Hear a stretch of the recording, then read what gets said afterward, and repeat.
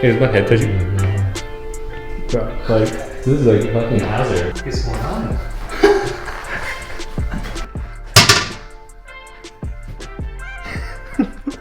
Put an ADU in the back, or some type of maybe another duplex in the back. Gold.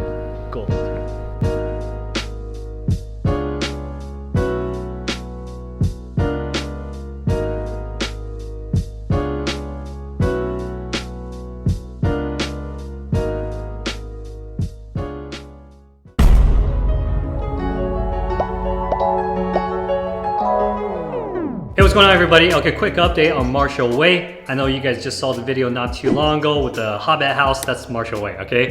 So essentially, we didn't end up closing on this property, and the reason why that is because the appraisal came back $60,000 less than our net value, okay? So off the bat, our offer on the property was $720,000 with $20,000 of seller credit, which means that even though our offer at 720 grand, the seller was going to credit us or give us $20,000 at the close of escrow, meaning that our net value on that property on our offer is $700,000, okay? Now, when the appraisal came back at $640,000, so we're off by $60,000, okay, of net value. We're actually off by $80,000 from our offer price.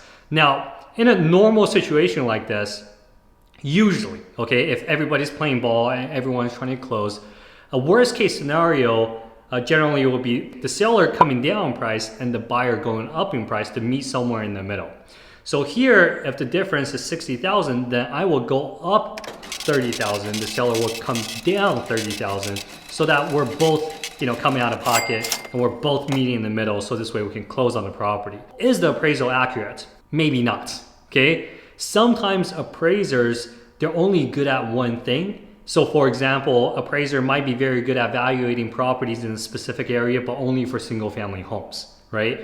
This property was not a true duplex. I feel like there was some dicey situation there, but it was a duplex in an area that only had single family homes. So I felt that the appraisal might have been off a little bit. And at this point, our options were to either get another appraisal, which means extending the contracts, or working with the seller to adjust on the price. However, we decided to pull out because the sellers were not willing to play ball. They wanted us to pay 100% of the price, of the offer price, which is just like, you're not playing ball, okay? And at that point, I was a little bit worried because of the fact that, hey, if appraisal came back low on the purchase, now after renovations, after the build out, what if the appraisal came back low again when I'm trying to exit on the property? So that might have caused problems for me in the future. And at the same time, the seller decided not to play ball with us, so that just gave me another reason to pull out of the deal. So at the end of the day, we wasted a bunch of time. We spent, close to $1,000 on inspections. We spent our time. It was very unfortunate that we had to pull out this deal, but you know what? I'd rather pull out of the deal early on and just lose a fraction of the money rather than finding out later on that, we're expecting, $1.5 million of value, then only to get 1.2 million or something like that and lose huge sum of money later on. Lesson here is to follow your gut, to kind of look at all your chess pieces. In this case, appraisal came back low. The sellers weren't playing ball. We're going to pull out the deal.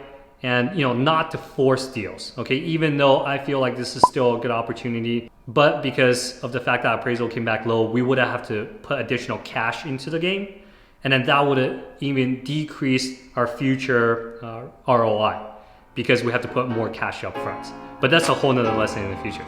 But thank you guys so much. This is a quick update. We'll chat with you guys soon. See you guys on the next episode. Cheers.